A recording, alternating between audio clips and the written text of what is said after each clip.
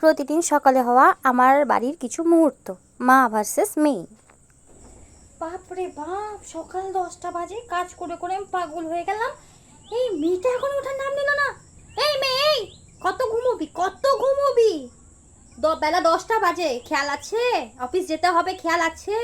হ্যাঁ, সবসময় মা চা বানিয়ে এনে মুখের সামনে ধরবে না রে তোর?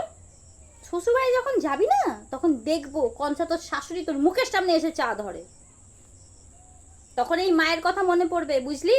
তাড়াতাড়ি ওঠ, 1 মাস পর বিয়ে, নাটক করছে, ঘুমোচ্ছে পড়ে পড়ে।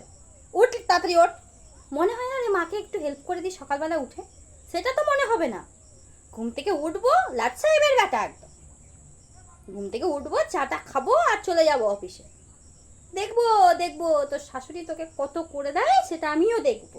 এসে তারপর বলবি এই মাকে, হ্যাঁ, যে মা দেখো শাশুড়ি পেয়েছে একটা ভাগ্য করে। ওর তাড়াতাড়ি। এটা কি হলো? সকাল 8:30 বাজে বলে নাকি 10টা বাজে? দূর, ভাল লাগে না।